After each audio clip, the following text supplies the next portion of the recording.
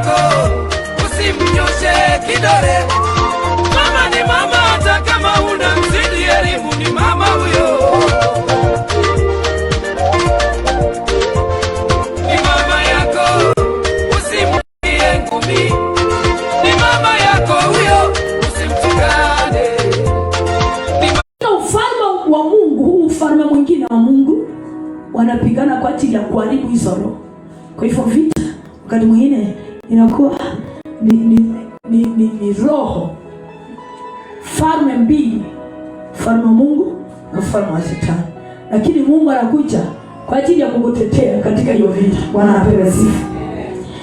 Mungu hutetea watu wake ikiwa wamehesabiwa haki. Wakati umehesabiwa haki, Mungu anapata nafasi nzuri ya kuja kukutetea katika vita unaopitia. Lakini inakuwa ni ngumu mno wakati mtu umejichanganya, maana uko fugufugu, hauko moto, hauko bado uko kwa Mungu, bado uko kwa dunia. Inakuwa ni ngumu Mungu kukutetea. Lakini nataka niseme Mungu hutetea watu wake ikiwa mtu huyo amehesabiwa haki. Kwa hivyo Mungu chukua nafasi ya kuwa upande wako na kuchukua ushukani kukupigania hiyo vita. Haleluya. Sisia injili ya asubuhi ya Kiingereza neno nilikuwa nataka kulisoma ni Warumi 8:31 mpaka 8:30. Mungu aliweza kumtoa mwana wa kipekee afe kwa ajili yetu sisi. Atawezaje kosa? Kimya. Haleluya. Amen. Na mambo yote pamoja na yeye. Amen. Mambo yote. Kwa hivyo iwe ni vita, iwe ni magonjwa, iwe ni laana, kifungo chochote kile, yeye aliyemtoa mwana wake wa pekee atakosa kukirimia hiyo neema ili alete ushindi kwa ajili. Soma 33. Ni nani atakayewashtaki wateule wa Mungu? Ni nani atakayewashtaki wateule wa Mungu? Mungu ndiye mwenye kuhesabu. Mungu ndiye mwenye kuhesabia haki. Kuhesabia haki. Amen. Ni nani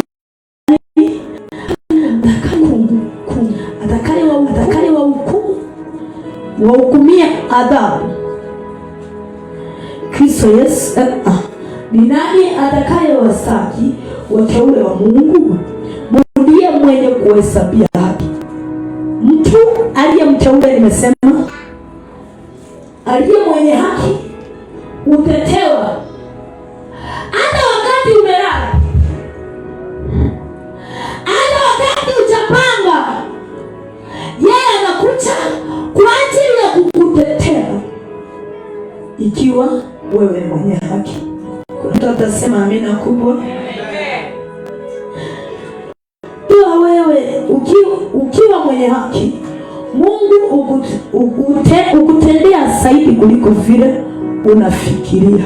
Unaona mahali pale mawazo yako yanafika, mahali pale unafikiria mambo yako yamefika mwisho, mahali pale unaona kufika hapa sitawezana nayo, mahali pale unaona wale wanaokupiga vita wana nguvu kukushinda, hapo ndio Mungu anakuja. Ikiwa wewe ni mwenye haki, Mungu ukutendea zaidi kuliko vile unafikiria.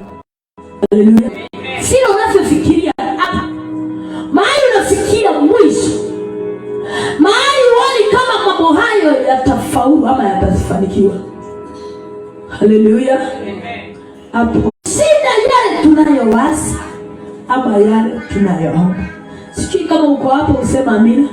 Kwa hivyo inamaanisha vile unavyowaza sivyo Mungu anafanya, vile unavyofikiria sivyo Mungu anafanya. Mungu anakuja kufanya zaidi. Bwana apewe sifa. Yeye awezaye kufanya mambo ya ajabu mno kuliko yote tuyaombayo au tuwasayo, kwa kadiri ya nguvu itendayo kazi ndani yetu. Bwana apewe sifa. Anafanya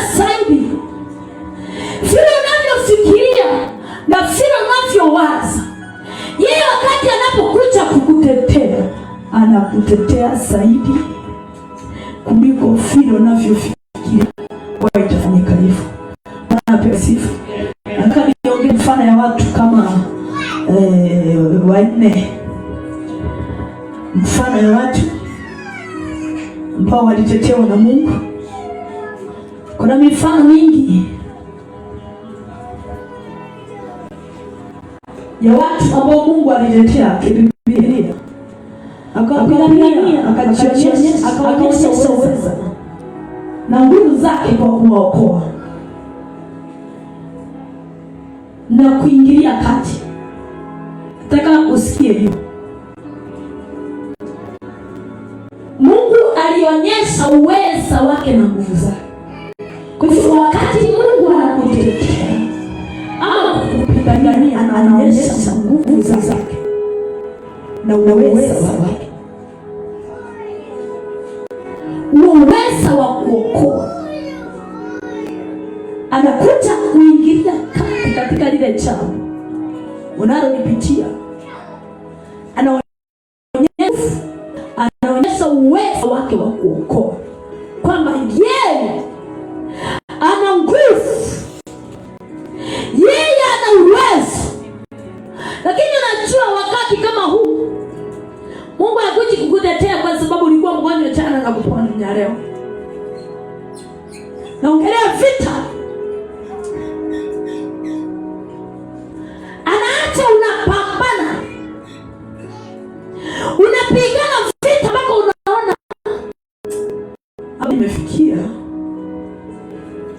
naona haitawezekana. Kuna mtu atasema amini. Kiona jirani yako analala, umwambie acha kuniroga.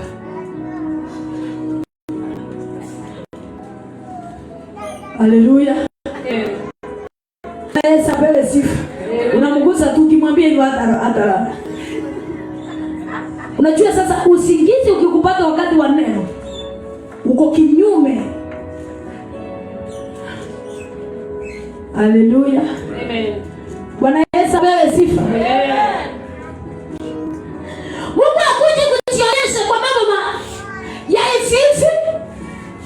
Na nataka nikwambie, wakati umeamua, hata tuliongea hii kitu asubuhi, umeamua kumpa Yesu maisha, unaanza vita.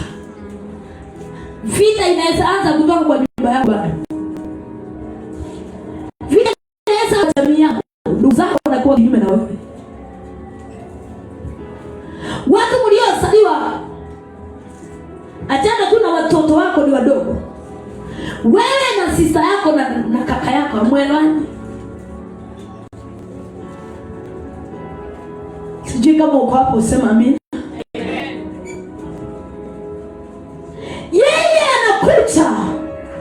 Kwa hivyo anakuja kwa ajili ya mtu yule ambaye ni mwenye haki, ili ampiganie, aonyeshe nguvu zake, aonyeshe uwezo wake wa kuokoa. Nataka nikwambie, Mungu ana nguvu. Mungu ana nguvu na uwezo wa kufanya kitu chochote kifanyike vile yeye anataka. Sijui kama uko hapa. Amen. Haleluya. Amen. Nataka tuangalie mfano mmoja. Nataka hii mifano tunaisoma kila siku, naileta kwako kwa namna ile Mungu ambaye ameiandaa. Mtu anaitwa, wa kwanza ni mfalme Yosefati. Kulikuwepo na vita vikali. Jeshi la Waamoni, jeshi la Moabu na wale watu wa milima ya Seiri walikuwa hapo, wameinuka Amoni na wale walikuwa katika milima ya Seiri kwa ajili ya kupigana na Yosefati na Yuda. Hiyo vita tunaiongea kila siku. Na hii Bwana alikuja kwa ajili ya kumtumika mtu mmoja, akasema nabii, akasimama mtu akazungumza, hamtahitaji kupigana vita. Nendeni mkajibu. Hamtahitaji kupigana hiyo vita. Simameni, jipangeni. Mungu anaenda kuwapigania. Amen.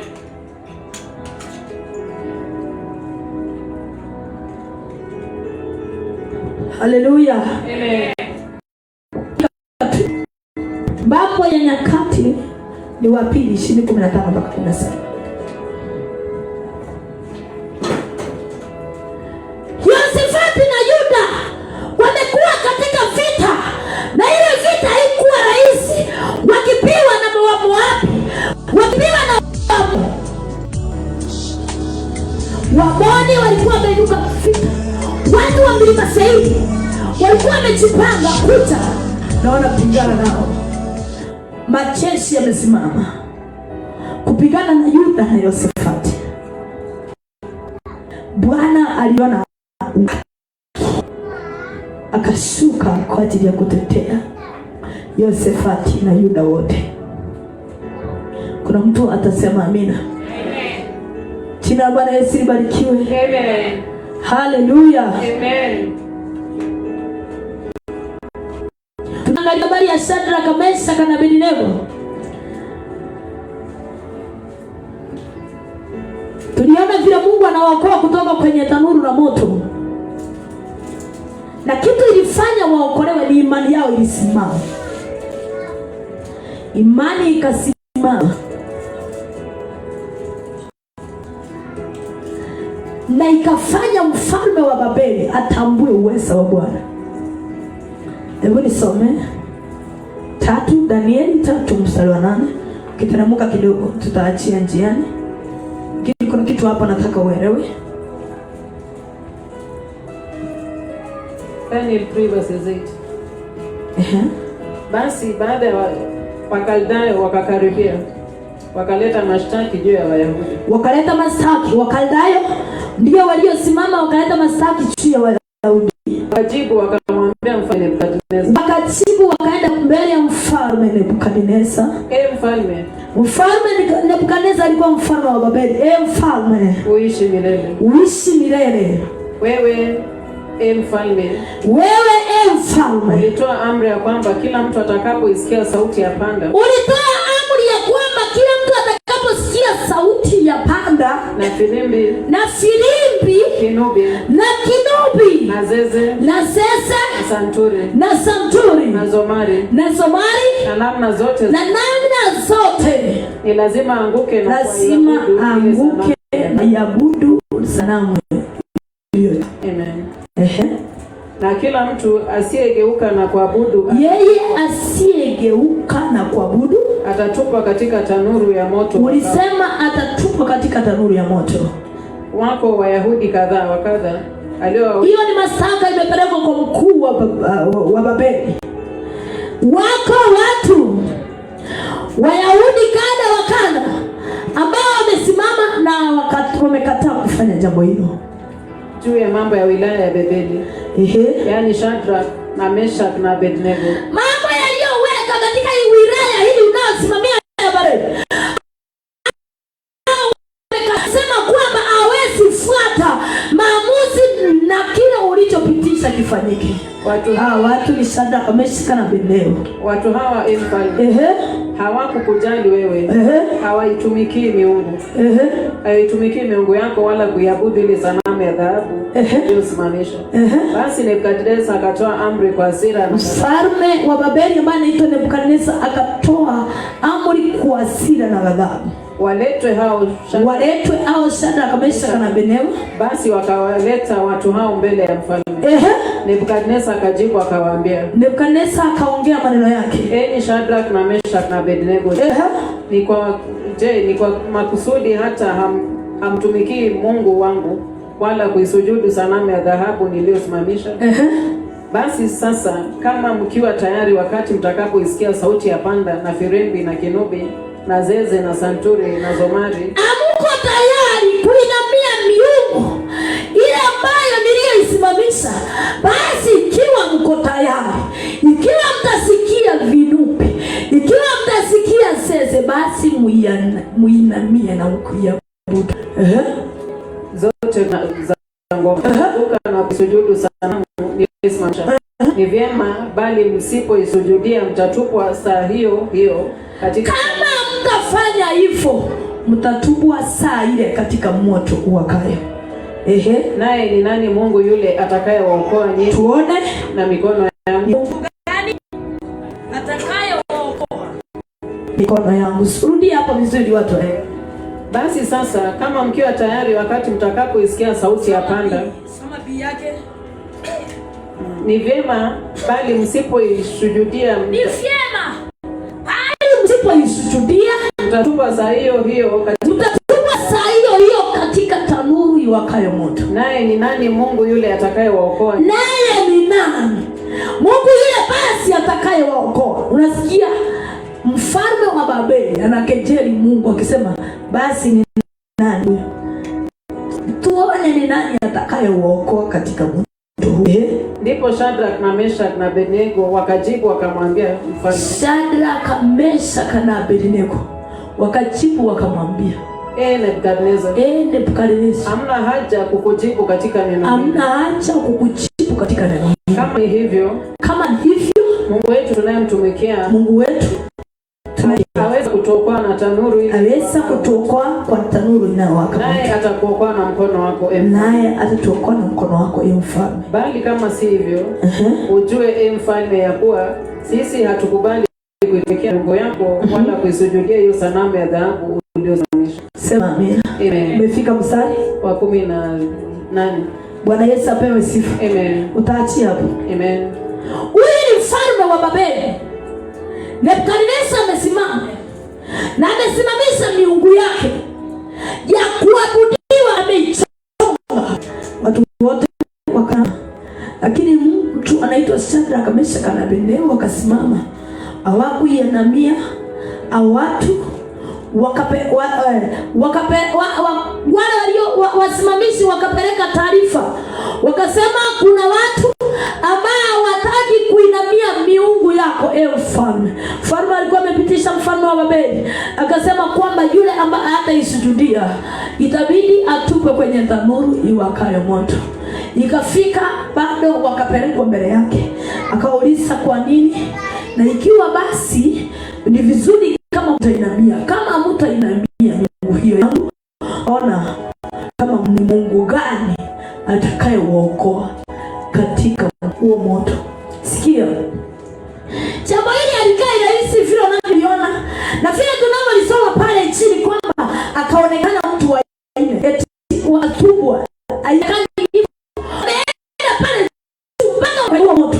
Kwanza kuna kuketeliwa, kuna vita katika hiyo maneno kutetewa. Hiyo ni vita. Wamejadiliana wachawi, wamerusha maroho vile wanataka kusambulia, wameandika na wamemaliza vile watamaliza familia yako. Na wewe umesikia mahali si ukubali, kuna mganga mwingine pale chumba atakusaidia. Si ukubali tu ukuje kwa hii kikao yetu tuongee vile tutasaidia watoto wako.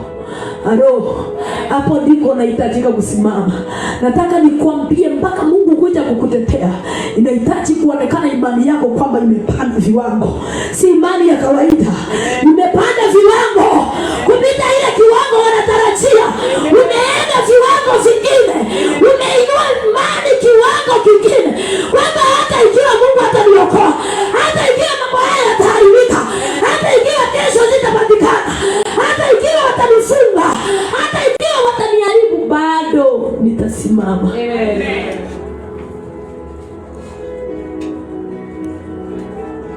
Sijui kama naongea na mtu. Amen. Kuna vita unaweza pitia mpaka ukafika katikati. Sijui nini imefanikia hii maiki iongee vizuri. Kuna mtu atasema amina. Haleluya. Kuna mambo unaweza pitia, mzee wa kanisa. Unafika mpaka unaona hapa njia nyingine iko. Unasikia imani imeyumba. Unasikia mambo imetaka.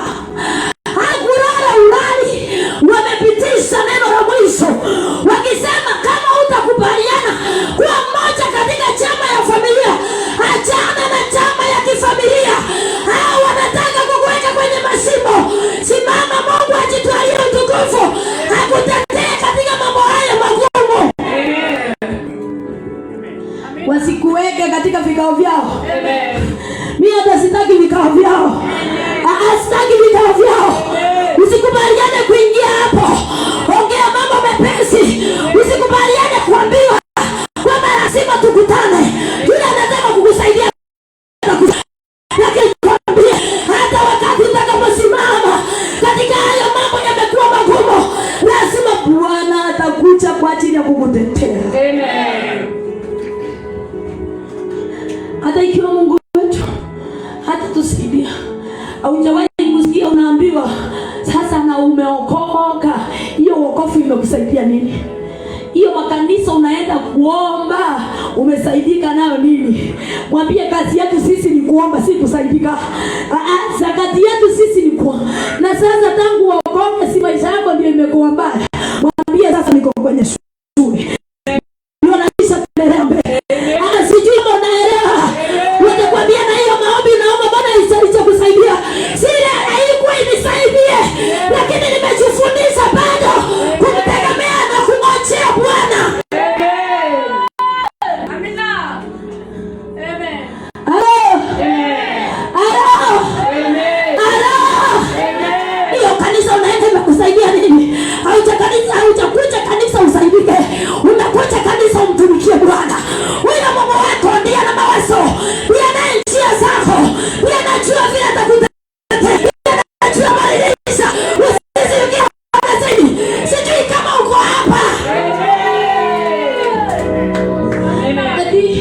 Hao watoto wako sasa mbona hawajapona? Tulikuwa tuponi. Ni nini shida? Sisi tulikuwa tutumikie Mungu. Hiyo mambo mengine hakuna. Mbona mmefaulu na mmeparara? Basi yetu usiingilie. Hata ukiona tunaparara, bado tunajua kuna muda utakuja. Kwani kuparara ni nini? Aliye na pesa, asiye na pesa, bado Mungu atajidhihirisha.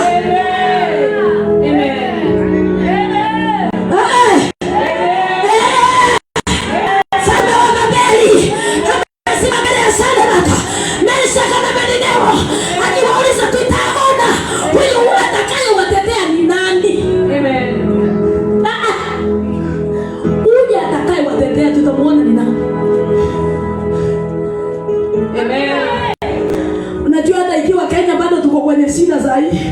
Mama mmoja alisimama kutoka kwa chama hilo kingine.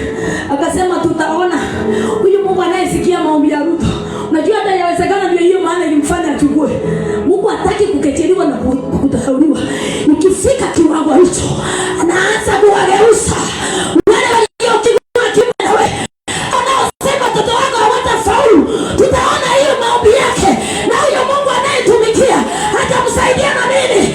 Hapo ndio Mungu anakuja kwa ajili ya kubadilisha kile walichokuwa wanasema kwamba kitafanyika.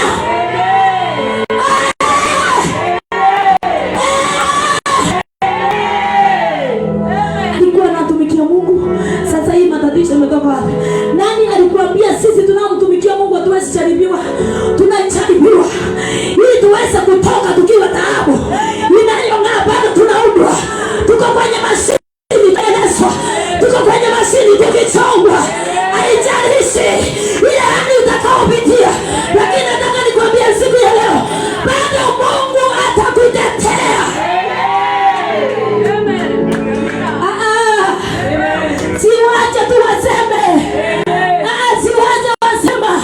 Unajua lazima utengeneze. Lakini ngoja.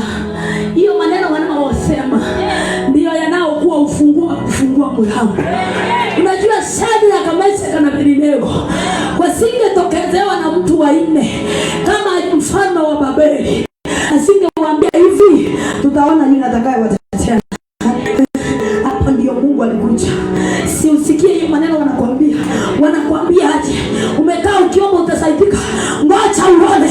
Mungu anakuja kwa ajili ya kuleta majibu. Kuna mtu atatetewa tu. Kwa hiyo kutukanwa Bwana. Kuna mtu atatetewa. Kwa hiyo kukataliwa. Kuna mtu atatetewa. Kuna mtu atatetewa. Kuna mtu atatetewa.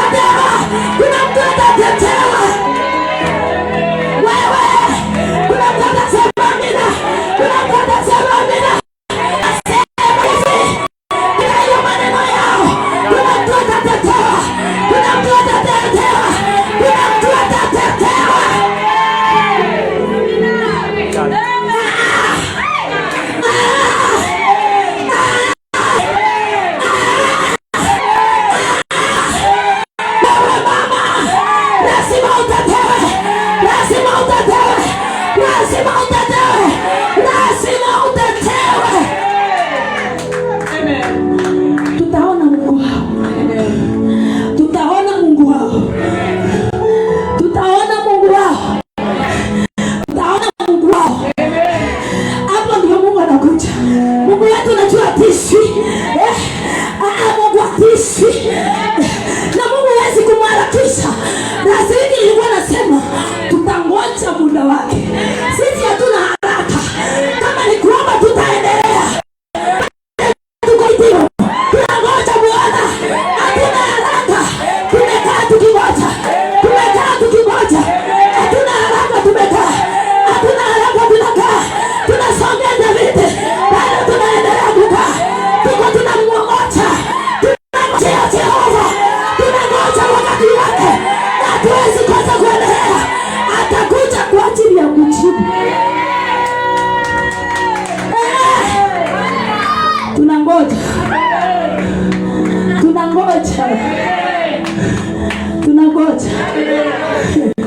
Si useme tunangoja. Hatuna haraka. Kwa sababu si alituondolea magonjwa. Kwa mapigo yake alituondolea magonjwa. Sasa hatuumwi mahali popote. Tusaponywa. Hata kukula tunakula kama Elisha. Tunaletewa chakula hata tunakula. Ni nini tutafanya tusingoje? Bado tutamngoja. Usiende na maamuzi yao. Kwamba yule brother yako mkubwa ama baba yako ndiye akona uwezo. Au baba yako ndiye akona pesa. Hivyo atakusaidia. Sitakusaidia hizo. Mungu ana mipango yako. Eti mama yako ana kazi. Yeye ndiye atakusaidia. Eti ndugu yako mkubwa. Eti yangu ndiye atasaidia kuajiri watoto wako.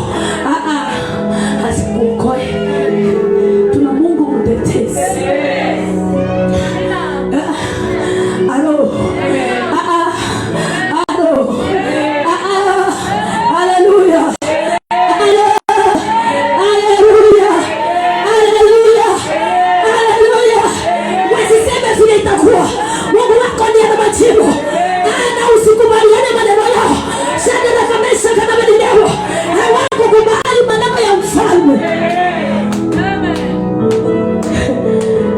Niseme kitu moja kwa sababu kwani kuna shida. Niseme nisiseme.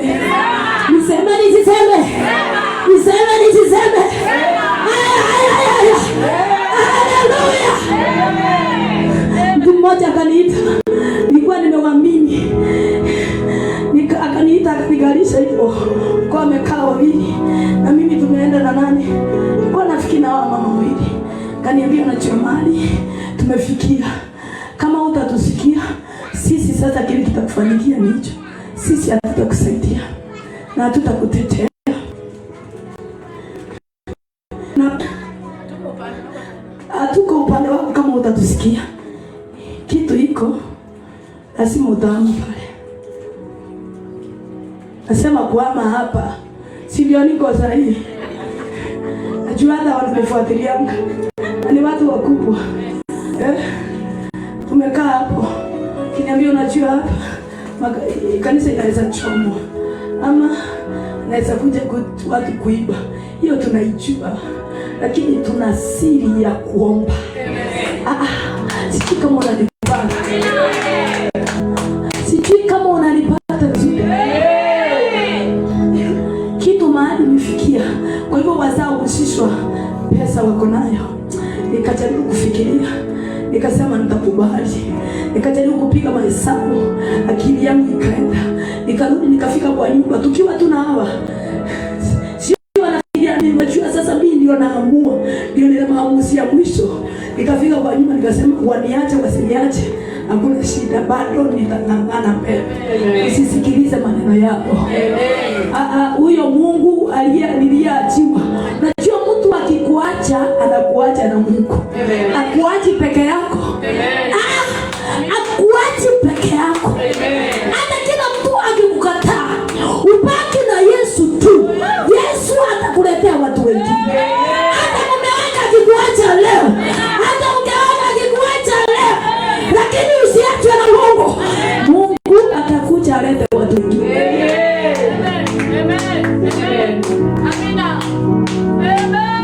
Kuna mtu atasema haleluya. Kuna mtu atasema haleluya. Kuna mtu atasema haleluya kubwa. Kuna mtu atasema haleluya kubwa. Haleluya. Kuna mtu atasema amina.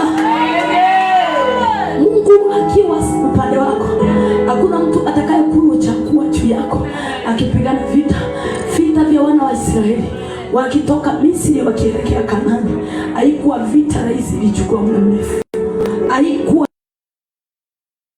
muda mrefu, lakini Bwana aliwapiga, ikafika Bwana alichungulia akawapiga wana wa Israeli katika bahari ya Shamu,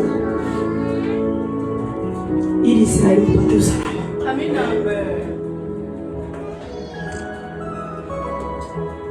Israeli wapate usalama. Naongelea mtu yuko hapa ambaye unategemea tu Mungu au unategemea lingine. Farao na jeshi lake wa Misri na magari na magurudumu, mafarasi yao, Bwana aliyapiga katika bahari ya Shamu kwa ajili ya kuleta usalama kwa Israeli.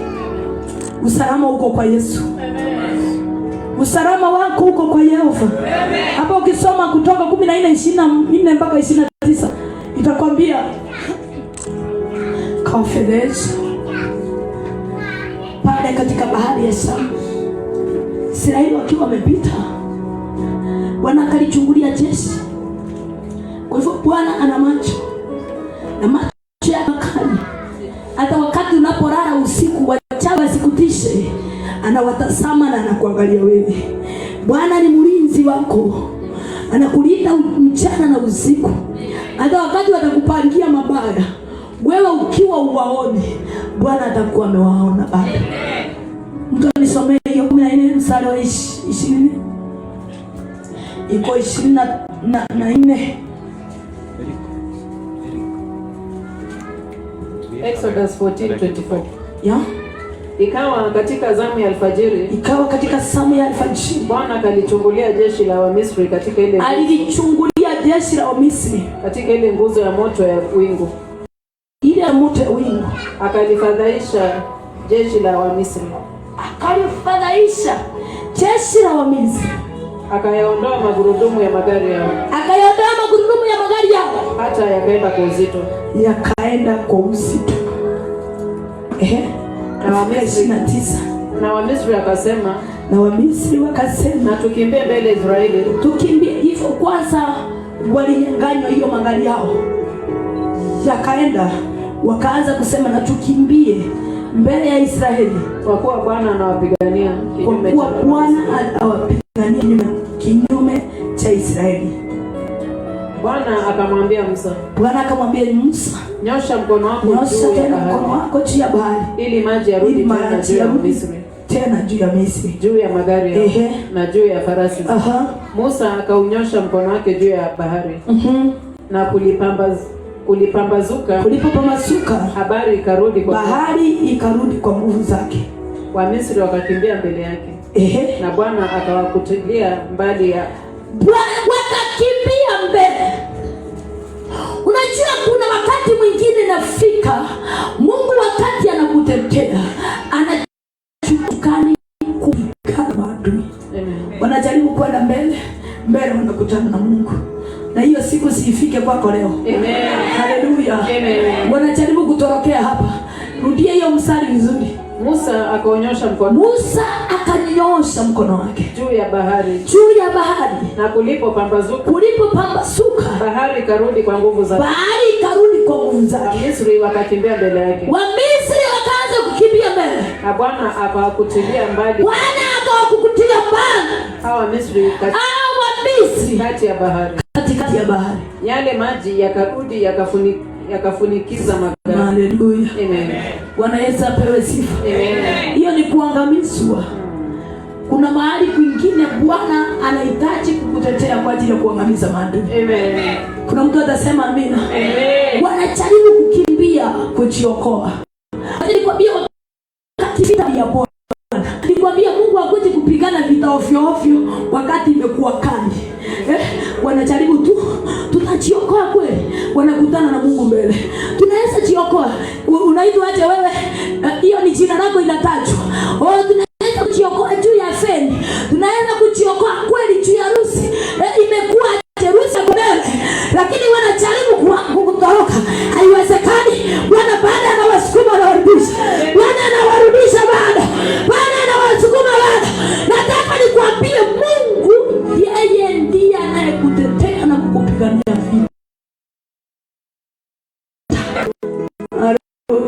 ya roho. Wale waliokupiga jana na juzi na miaka iliyopita, Bwana anapigana nao siku ya leo. Wale waliokutesa na kukuhangaisha, Bwana leo anawakukutia mbali katika jina la Yesu Kristo.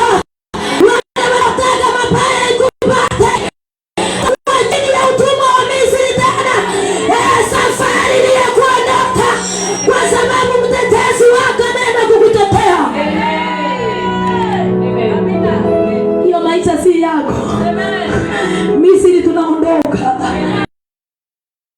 si kwako. Misri tunaondoka. Hiyo hali ya kuteswa na kuhangaika, hiyo si hali yako Bwana. Misri unaondoka. Farao na jeshi lake wanaofuatia kwa nguvu, lakini hawakujua kwamba Mungu ana nguvu na anataka kutetea Israeli. Kutetewa si kitu hivi hivi, na hiyo ndio neno Mungu alinipa nilete kwako, kwamba atakutetea. Kwamba atakutetea. Yeye ndiye aliyetetea Israeli mbele ya Wamisri na Farao na jeshi. Na leo imekuwa na hukumu itaki kukuachilia, lakini nataka kuambia siku ya leo lazima watakuachilia. Hawachawi leo lazima watakuachilia. Hawaganga leo lazima watakuachilia. Hawaganga leo lazima watakuachilia. Hawaganga leo lazima watakuachilia. Hawachawi leo lazima watakuachilia. Hawachawi leo waliyefunga maisha yao. Yaani wacha nikwambie, hatutatumikia Mungu kama watu wa kuaibishwa. Hautatumikia Mungu na ukawa mtu wa kuaibishwa. Lazima Mungu ajitetee mwenyewe. Lazima Mungu ajitetee. Lazima Mungu ajitetee. Mungu ajitetee. Haleluya. Hatutamalizia hapo. Hautamalizia maisha ya kulia. Nilikuwa nimesema kupitia kuanzia wiki iliyopita, lazima kupatikana mabadiliko. Mabadiliko ndio tunahitaji. Hatutaishia hapo. Hatutaishia hapo. Hatutaishia hapo. Hautaishia hapo. Mimi tayari nishaanza safari. Lazima nitabarikiwa mpaka watu washangae. Unaona wale walikuwa wanasema sitaenda mbali, lazima niende mpaka mahali hawajawahi fika. Naenda mbele. Sitarudi nyuma. Lazima tunaenda. Sikia tunasonga. Sikia tunasonga. Ongeza mwendo. Tutaendelea. Misri ni yao. Tunawaachia.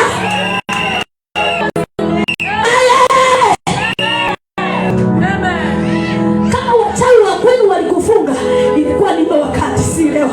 Nahitaji utangaze msimamo. Inahitaji utangaze msimamo. Hiyo maisha si yako. Kwani utatumikia Mungu ukuja utoe sadaka zako? Ilikuwa ndio wakati. Misri tutawachia, na wakiendelea kutufuata bahari ya Shamu inawameza. Haleluya. Moto uko ndani yangu. Moto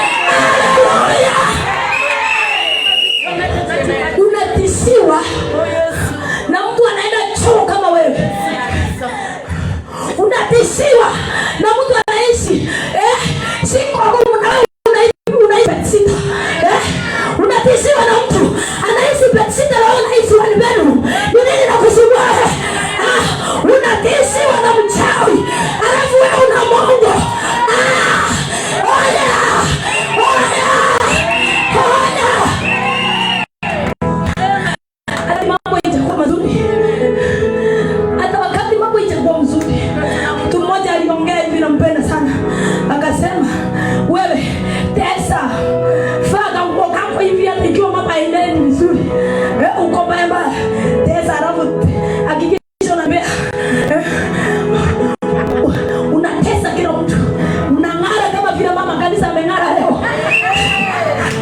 Unatokelezea kwa hiyo mlango. Unakaa. Alafu nilisikia akisema huyo pastor, ukifika wakati wa kutoa sadaka, unaacha wengine wanatoa. Unakuja nyuma. Ndio mwisho. Lazima kieleweke. Aya.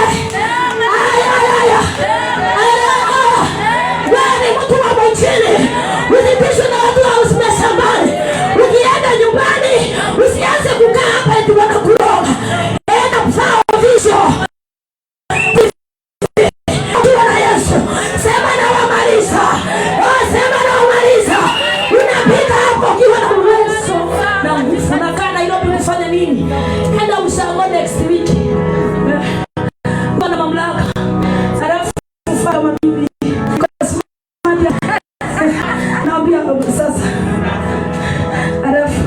Alafu ni vile nimetolewa ida Priska. Unafaa ile ya juu kidogo. Bwana, naambia kuna shida ni Yesu. Vipi Bwana? Yaani mpaka wale wasomi unawaangusha kinoni. Hayo. Unaongeza tena na mgoaji. Yesu, usijisifu kwa ajili ya mali ya dunia hii. Anayetaka kujisifu na anayetaka kulinga alinge kwamba na mjua Kristo. Ukiwa na Kristo mambo yote ni sawa. Ukiwa na Jehova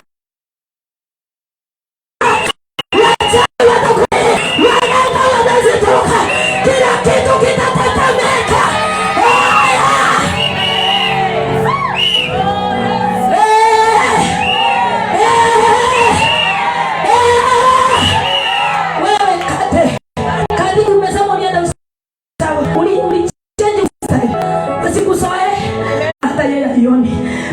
Wakiwa wamekufunga, wakati mwingine usionyeshe umekufa, hata ikiwa njia haitaonekana, onyesha vile Mungu amekusaidia, kwa sababu baada atakuja. Sionyeshe sasa na pia maisha ni ngumu. Hata wakati Musa hajajua kama njia inafunguka, ajui kama njia inafunguka, na wana wa Israeli wakamuuliza maswali mingi, na Bwana anamwambia simameni tu. Unajua hilo neno ni zito. Simameni tu, mtauona mkono wa Bwana. Kila atakao wafanyia leo. Ayo. Kwa nini hao mama wanakusumbua akili? Si uwasumbue akili na wewe. Mungu alisema atanibariki. Hii ya saa hii sijui. Mungu alisema atanipigania. Hii ya saa hii sijui. Lakini kitu najua Mungu anakuja. Na mtetezi wangu yuko hai. Hata niacha atanisimamisha. Mpaka pale nitapata ushindi.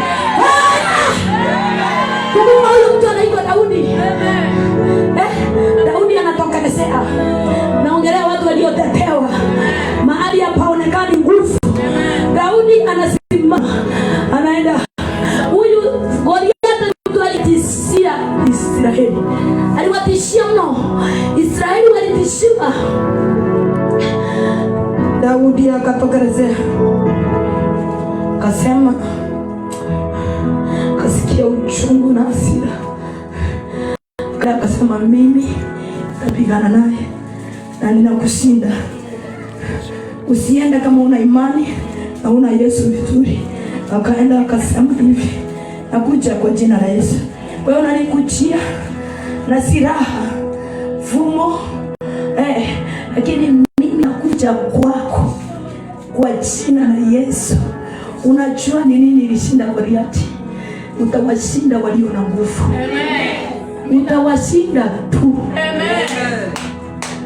Unasikia neno la leo? Amen. Bwana atakutetea. Amen. Utawashinda tu. Amen. Amina. Amen. Huyu mtu anaitwa Daudi, kanatokelezea katoto kengine hapo mbele.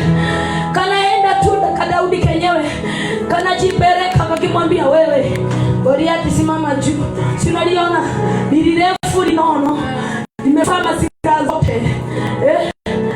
Na amekuwa mtu wa kupigania Wafilisti mrefu. Si mara moja. Daudi kalikuwa kanachunga, na kazi yake ni kuchunga na kupeleka chakula.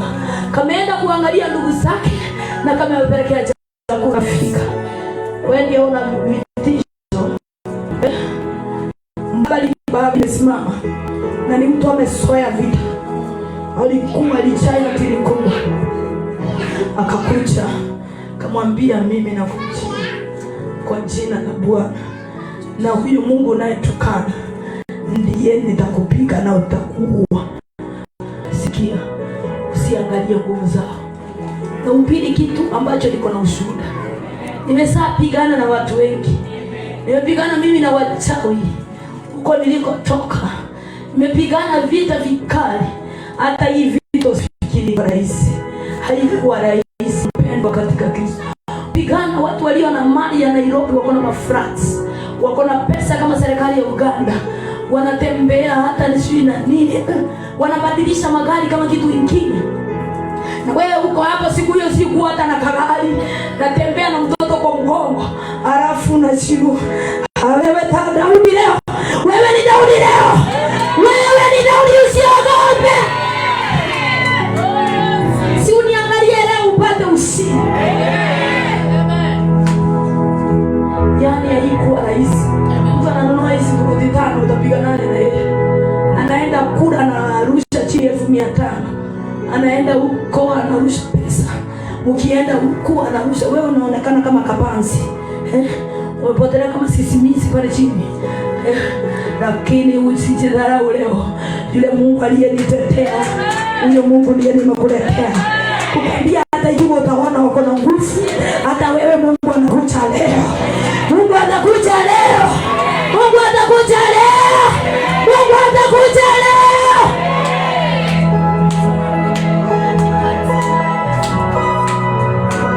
Wacha tusome hiyo 17.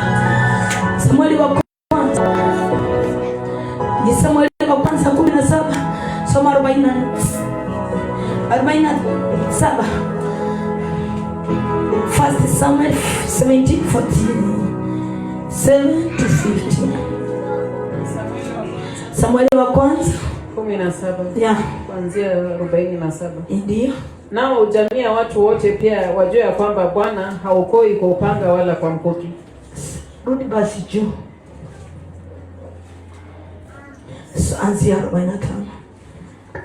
Ndipo Daudi akamwambia yule Mfilisti. Daudi akamwambia yule Mfilisti, wewe unanijia mimi na upanga. Wewe umenikujia na upanga. Na fumo na mkuki. Bali mimi nakujia wewe kwa jina la Bwana wa majeshi. Mungu wa majeshi. Mungu wa majeshi wa Israeli. Mungu wa majeshi wa Israeli ulio watukana. Siku hii ya na yeye anamwapia akisema siku ya leo atakuua mkononi mwangu. Mungu atakuua. Nasikia hiyo, unajua ni mamlaka. Hajasema mimi nitakuua. Mungu ninayemtumikia atakumaliza wewe adui unayemfuatilia. Acha kusema utaniona. Mtu akikuona atakumaliza. Waambie hao watesi wa maisha yako. Amen. Yule Mungu ninayemtumikia ana nguvu na atakutana na wewe. Atapigwa. Sikia, akasema siku hii ya leo, siku ya leo Bwana atakuwa mkononi mwangu. Nami nitakupiga. Kuondoa kichwa chako. Nami leo nitawapa na wanyama wa nchi, mizoga ya majeshi ya Wafilisti. Ili kwamba dunia nzima wajue kuwa yuko Mungu katika Israeli. Dunia nzima wajue Mungu ajidhihirishe, ajionyeshe kwamba kuna Mungu wa Israeli. Nao jamii ya watu wote pia wajue ya kwamba Bwana haokoi kwa upanga wala kwa mkuki. Ili waweze kujua jamii wote, Bwana haokoi kwa pesa, Bwana haokoi kwa nguvu, bali anaokoa. Maana vita ni vya Bwana. Yeye vita ni vyake. Naye atawatia ninyi mkononi mwetu. Ikawa hapo Mfilisti alipojiinua akaenda akamkaribia Daudi. Ndipo Daudi naye akapiga mbio, akakimbilia jeshi ili akutane na yule Mfilisti. Unasikia hiyo ushujaa kijana alikuwa naye. Huyu soma hapo vizuri, rudia. Ikawa hapo Mfilisti alipojiinua akaenda akamkaribia Daudi. Ndipo Daudi naye akapiga mbio, akakimbilia jeshi ili akutane na yule. Yeye huyu anakuja na yeye anakimbia mbele. Inaonyesha nini? Usiwe muoga katika vita vya kiroho.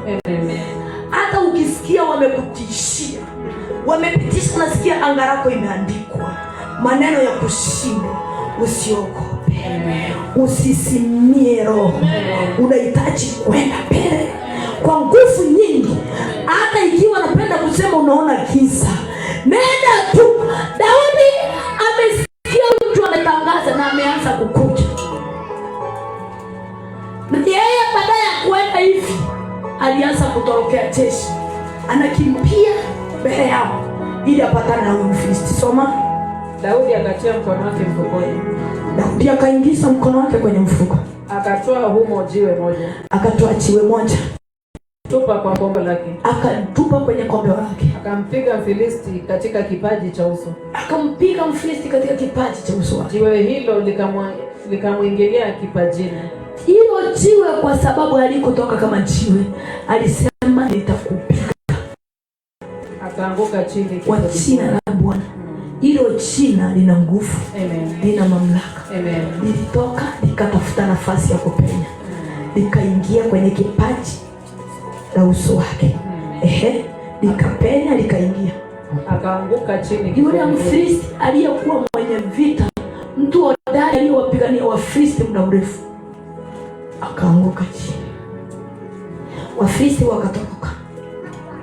Ni hivyo neno nasema. Hivyo Daudi akamshinda yule Mfilisti kwa kombeo. Hivyo Daudi akamshinda yule Mfilisti kwa kombeo na jiwe. Akampiga Mfilisti akamuua. Akamuua, akakimbia. Wanapoendelea chini, achia hapo. Alichukua ule upanga, akaufuta rangi, akamkata shingo. Upanga wake ukamuua.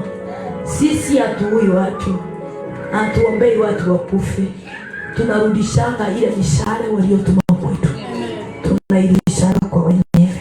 Kama walikuwa wametuma mauti, tunarudisha, inawaua wenyewe. Kama wametuma magonjwa, tunaichukua, tunawarudishia. Yule Mfilisti alikuwa amepepa silaha ya kuua Daudi, upanga. Ule upanga Daudi wakati amempiga kwa jina la Bwana, yeye alichukua wake, ndio aliyetumia kumuua. Kuna mtu atasema amina. Daudi akamwendea yule Mfilisti. Nataka nikwambie, kuna mtu anaitishia maisha yako. Kuna hali ya vita umekuwa navyo. Kuna magonjwa imekukandamiza. Kuna vita umekuwa navyo, mashindano yatakusaidia. Mungu ni mtetezi.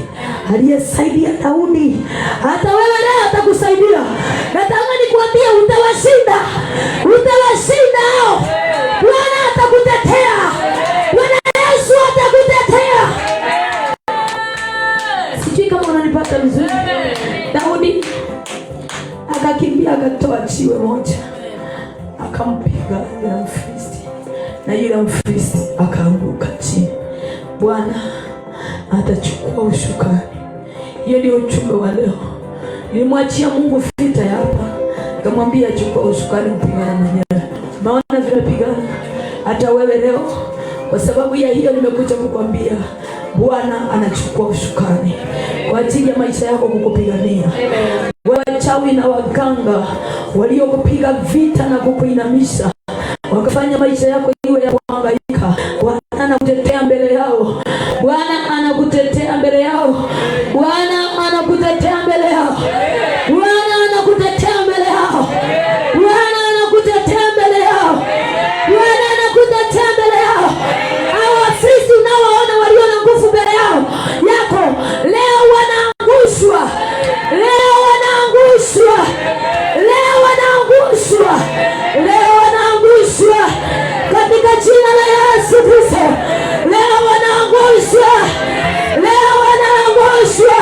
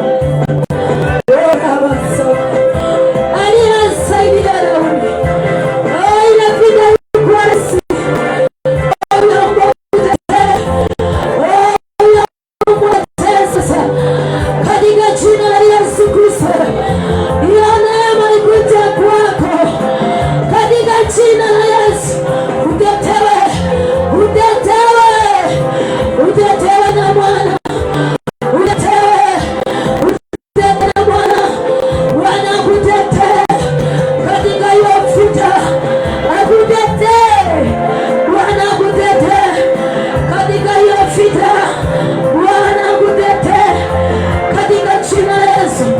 Utetewe, utetewe, utetewe sasa. Hiyo neema ikuje kwako, utetewe.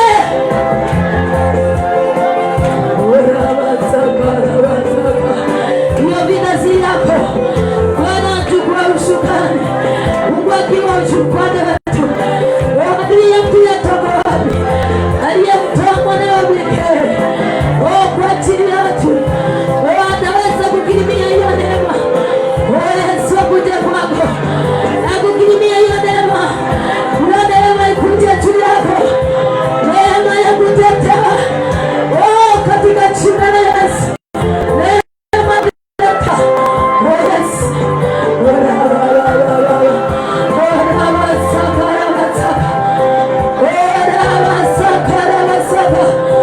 Utetewe, utetewe na Mwana katika jina la Yesu. Utetewe na Mwana, utetewe. Leo sika hiyo vita, Bwana ingilia kati, akutetee sasa, akutetee sasa.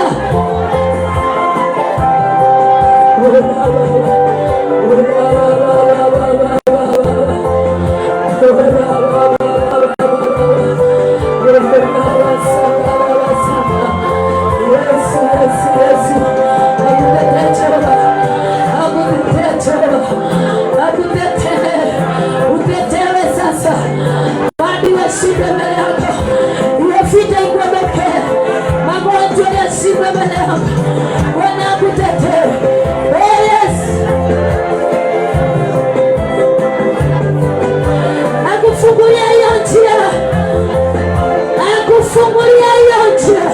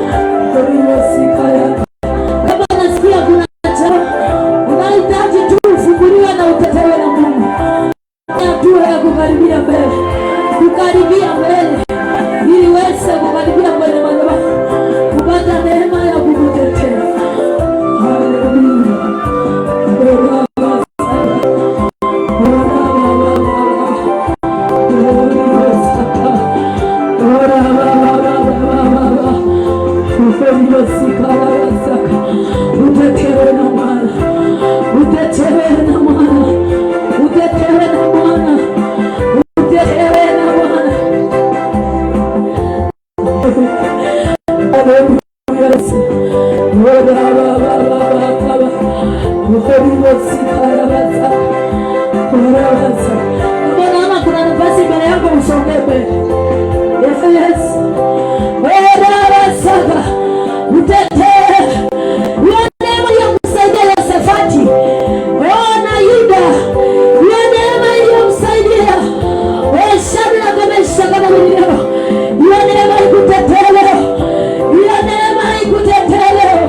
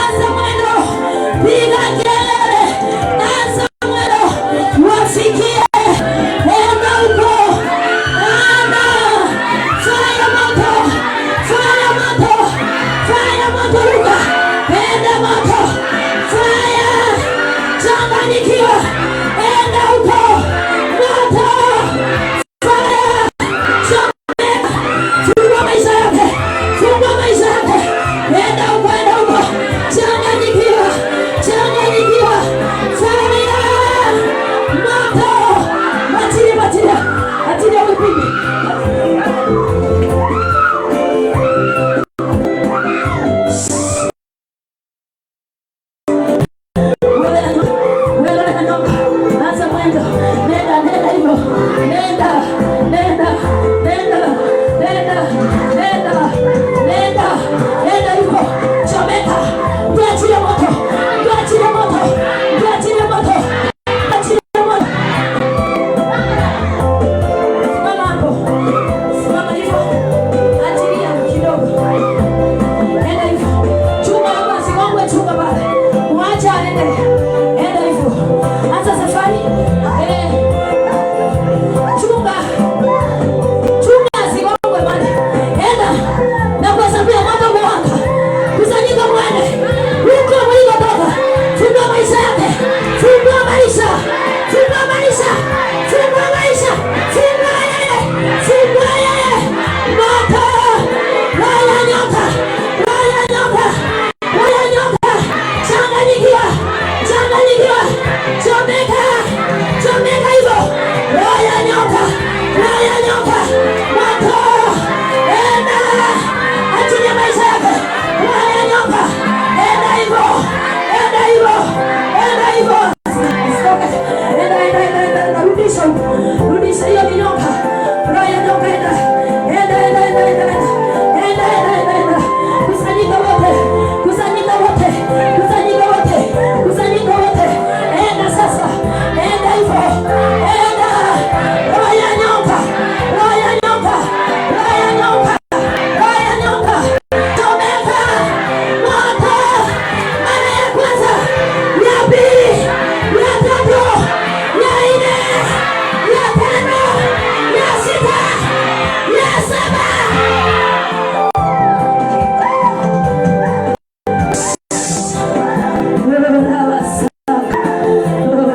Fungua, fungua, fungua kila kitu, fungua, fungua kila kitu, fungua katika jina la Yesu. Natangaza huru, natangaza huru juu ya binti huyu, natangaza huru, narudishia ufahamu wake. Hii maisha si yake, narudisha akili yake, narudisha maisha yake. Oh Yesu Kristo, Bwana Mungu aliye hai, narudisha akili ya binti, narudisha akili ya binti katika jina la Yesu. Narudisha nyota yake iliyotekwa, narudisha, narudisha katika jina la Yesu Kristo. Funguliwe, funguliwe, natangaza kufunguliwa, natangaza kufunguliwa, natangaza kufunguliwa katika jina la Yesu. Naitwa, naitwa Bunani Rachel, Rachel, Rachel, Rachel, Rachel, Rachel, Rachel. Mwacha hivyo, mwacha hivyo. Ora basaka katika jina la Yesu Kristo.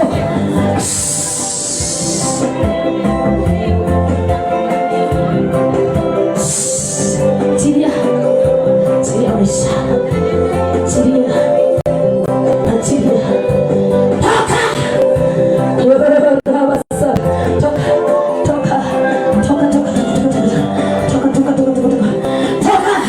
Naachilia moto, naachilia moto, naachilia moto. Ora basaka, achilia moto, achilia moto. Achana na yeye, mchungaji. Ora basaka, mwachilie, enda hivyo. Mara ya kwanza, mara ya pili, mara ya tatu, mara ya nne, mara ya tano, mara ya sita, mara ya saba. Ora basaka, ora basaka, alibasika yata, na na na na, wanakutetea, wanakucha, wanakuacha, wanakutetea, wanakutetea, tetewa na Bwana, tetewa na Bwana, tetewa na Bwana katika jina la Yesu Kristo. Alibasika, tetewa na Bwana, tetewa na Bwana, tetewa na Bwana katika jina la Yesu. Ora basaka, aleta mpya, tetewa na Mungu, aitumishe, tetewa, utetewe.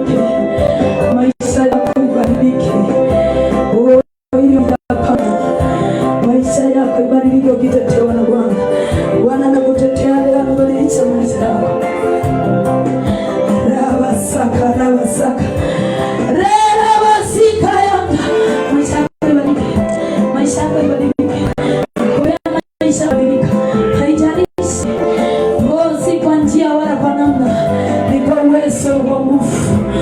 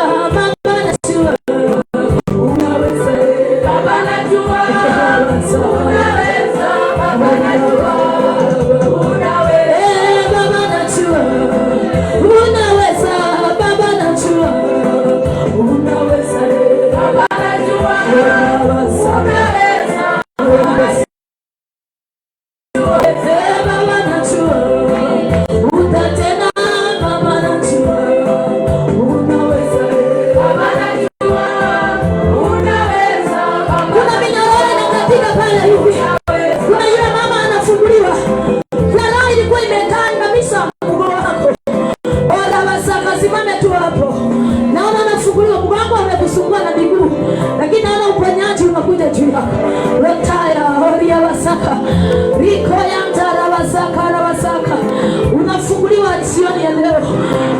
Ni wasaka. Neema ya Bwana inakuja kwako. Bwana amekukatia minyororo ilikuwa imekufunga. Na umeishi katika mateso na mahangaiko. Unaenda kuona ushindi wa Bwana.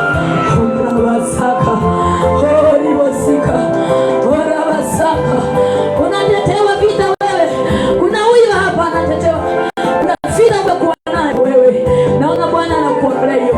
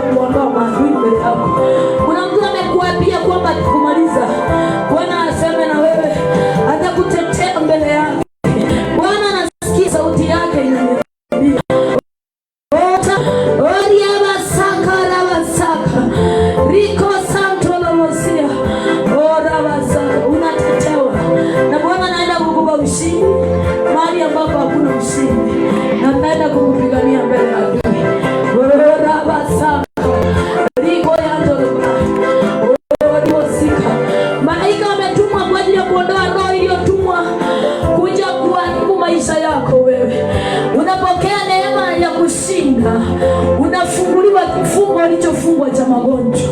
Leta na wasika. Kuna neema unaiona leo. Bwana anaenda kukufungulia njia. Naona unaingia na unapata kazi kwa ofisi. Utarudi hapo ukiwa na ushuhuda. Si muda mrefu neema inaenda kuingilia kazi. Kuna vita umepigana. Adui alikuwa anataka kumaliza maisha yako. Bwana akwambie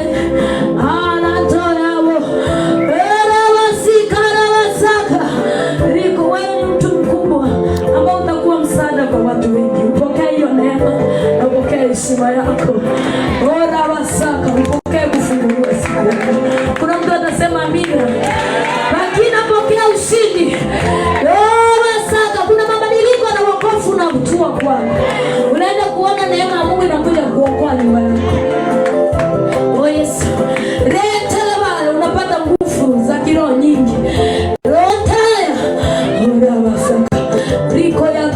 Bwana anakuja kufungua mlango wa mtoto wa baraka katika maisha yako. Ombea kujenga nyumba ambayo wakuwa na vita. Unaenda kufaulu kwa wepesi. Unaenda kujenga. Kama utajenga unaenda kujenga. Ambao umeng'ang'ana ujenge umeshindwa. Lakini naona napewa neema ya kufungua maisha yako. Na unaenda kuona ushindi. Utarudi si muda mrefu. Na utakuwa na ushuhuda. Huu mwaka mpaka uishe. Utakuwa umejengewa nyumba na Bwana. Uko na nyumba unataka kujenga. Upokee hiyo neema.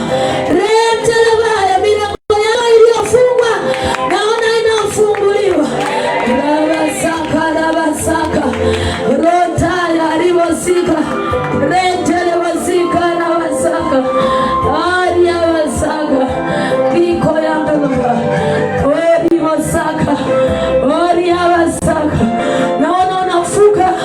Kuna bahari ilikuwa utumbukie, lakini naona Bwana anakuweka upande mwingine. Unashinda jaribu. Kuna jaribu lilikuwa linapambana na wewe, lakini naona Bwana anakupa neema ya kushinda.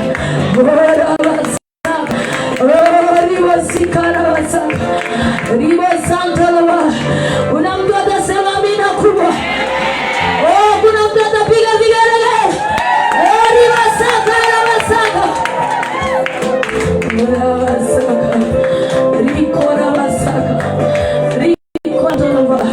Kuna roho inamolewa katika maisha yako.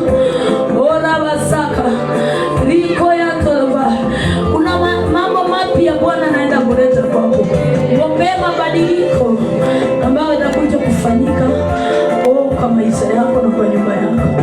Robo sika oria baba saka riko ya ndolva ora basaka riko ya ndolva oria basaka. Bwana anakufungulia njia. Ina mikono yako, Bwana anafungua njia yako. Ora basaka yata, kuna njia Bwana anaifungua. Utatoka katika mang'ana na kuja, Bwana anaenda wepesi na amani. Ora basaka riko ya ndo umefuka. Bwana amekufusha mitego ambayo umetegewa. Bwana amekuteulia na amekufusha hiyo mitego na umepokea ushindi.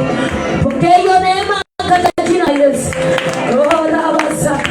Kuna adui aliyepigana vita na wewe muda mrefu.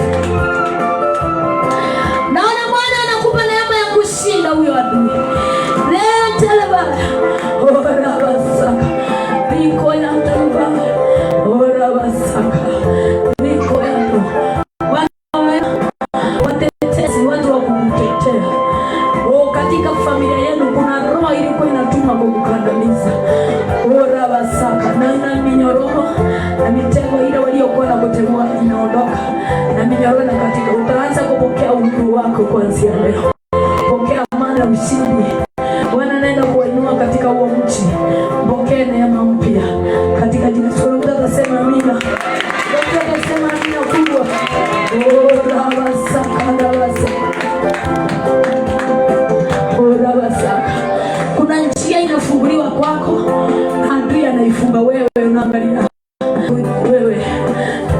Milango unafunguka na adui anakuja kuifunga. Ninakuombe ila naona mkono wa Bwana na neema ya Bwana ikiwa juu yako. Upokee ushindi. Roko sika. Kuna mauti ilikuwa inatafuta nyumba ya kwenu, lakini Bwana amekuondolea. Ora basaka riko ya ndolva oria basaka riko. Kuna baraka itakuja kwako. Kuna mtu ambao ulisaidia atakuja kuguswa kukufanyia kitu, na jambo hilo litataka kubadilisha maisha yako. Oria basaka. Baraka inakuja mbele yako ambayo itakusua, ila Bwana ameiandaa kuja kukushangaza. Ora basaka rabasaka riko.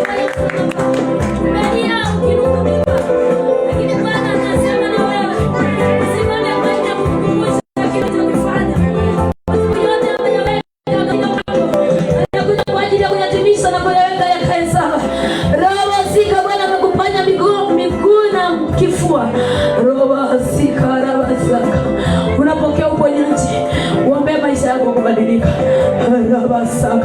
Kuna roho ya nyoka ilikuwa inakufuata, lakini naona hiyo roho inaondolewa. Na nguvu ya kushinda nguvu za wachawi waliokuwa wanafuatia maisha yako. Rentelaba oria basaka rabasaka riko ya ndolova. Kuna kitu ulikuwa unasikia inakuchoma kwenye tumbo sasa moja. Oria basaka naona fungu ili na imetuma kukusumbua na ikuletee magonjwa, lakini upokea ushindi siku ya leo. Kuna mtu anasema amina.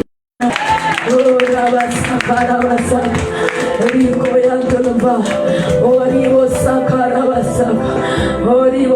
Kuna vita ingekuwa kwa msichana wako, lakini naona neema inakuja kumpigania. Utasikia habari mambo si nzuri, umeisikia?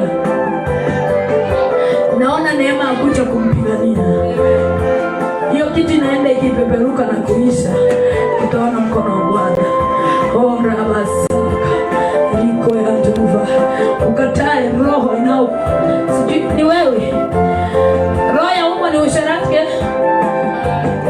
Naiona kama kuna mtu anakuongelesha, mwambie no. Ora basaka. Kuna mtu wewe mwambie no. Ora basaka. Ora basaka. Bwana akutetee na kufungue. Ora basaka rabasaka riko ya ndolova basaka rota. Naona Bwana iko mingi hapa. Wakati kufunguliwa katika jina la Yesu. Kuna nguvu. Rentelaba oria basaka rabasaka. Minyororo inakatika katika maisha